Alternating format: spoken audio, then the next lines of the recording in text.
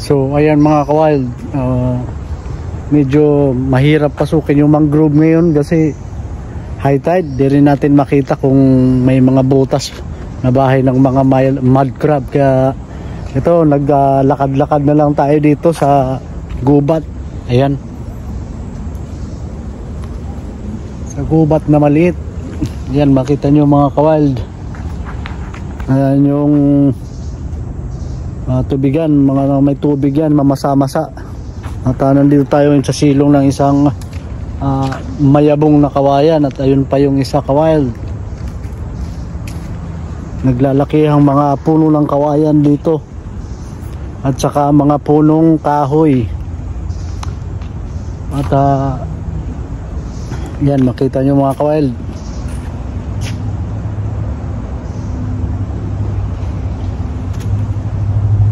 at may nakita tayong mga mangilan-ilang scrub chicken at saka orange fowl chicken.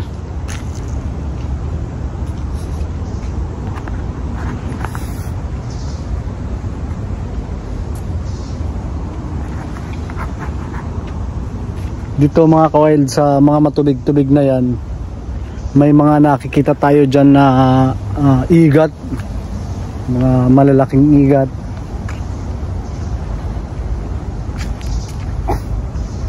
Pagka gabi, susubukan nating pasyalan tong lugar na to, dahil mayroon naman tayong ilaw na maliwanag para makita natin kung anong mga hayop yung aktibo paggabi sa lugar na ito. At yan, makita nyo kawild, ang lalaki ng kawayan at yung puno ng akasya.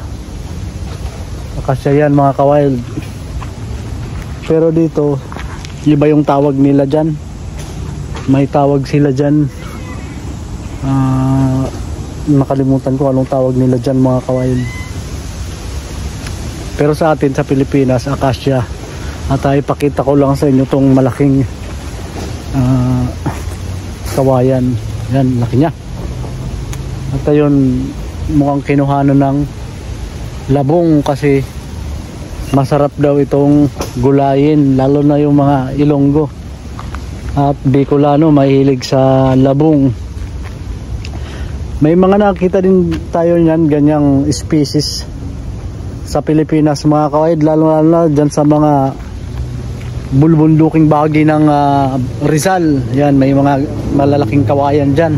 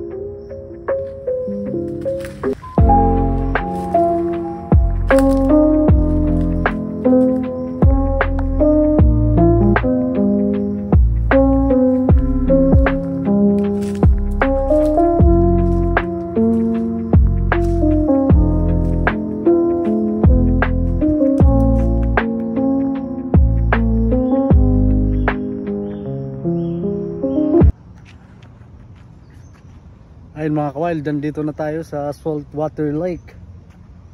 Hindi naman pala siya kakalakihan mga kawild. Ayan, puro lang napapaligiran ng mga mangroves. At maghahanap tayo mga kawild ng crab dito, dahil dito sa lugar na to may mga mud crab o aniit kung tawagin sa amin sa Bicol. At susubukan nating maghanap mga kawild. Ayan.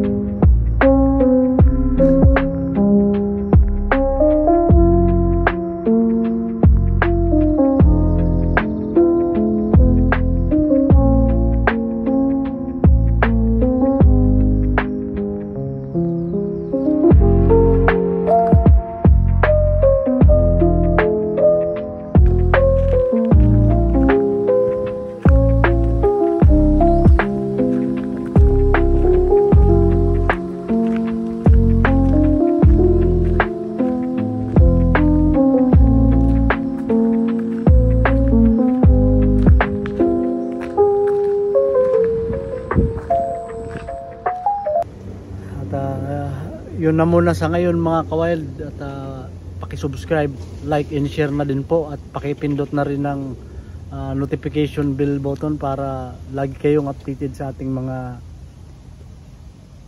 iba't ibang uri ng videos. Maraming salamat mga kawild, at ingat po tayo lagi. Hanggang sa muli po, si Kuya Rom to ng Wild Rom TV.